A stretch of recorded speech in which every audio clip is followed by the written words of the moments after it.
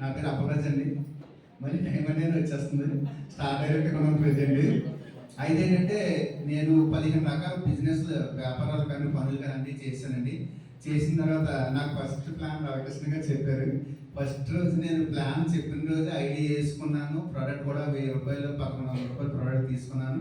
అయితే నేను ఎక్కువ రకాల పనులు చేయడం వల్ల ఏమైందంటే అవుట్ ఆఫ్ వేస్టేజ్ ఫ్యూచర్ ఎలా ఉంటుంది, ఇన్ వేస్టేజ్ ఫ్యూచర్ ఎలా ఉంటుంది అని నాకు క్లియర్ కట్గా అర్థమైందండి.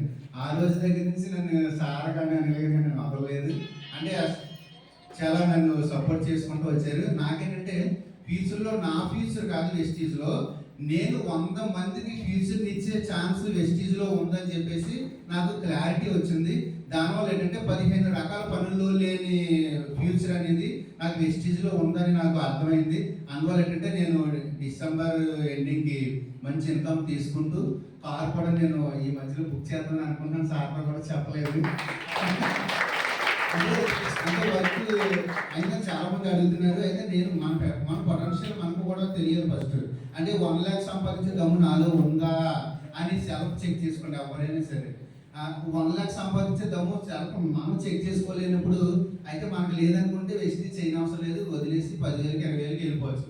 నాకేంటంటే పెద్ద డ్రీమ్ ఉందన్నమాట. అంటే ఎంత డ్రీమ్ ఉందంటే చెప్తే అందరూ కూడా నవ్వుతారని నమ్మలేరు, అంత పెద్ద డ్రీమ్ ఉంది.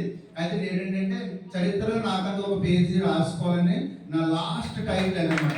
చరిత్రలో నాకంటూ ఒక పేజీ రాసుకోవాలని చాలా మంచి స్ట్రాంగ్ డెసిషన్ తీసుకున్నాను.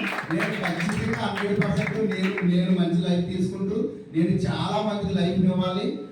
నాకంటూ చరిత్రలో నేను చనిపోయే లోపు చరిత్రలో నాకంటూ ఒక పేజీ రాసుకొని నేను కాలంలో కలిసిపోతాను. ఖచ్చితంగా మీకు చెప్తాను.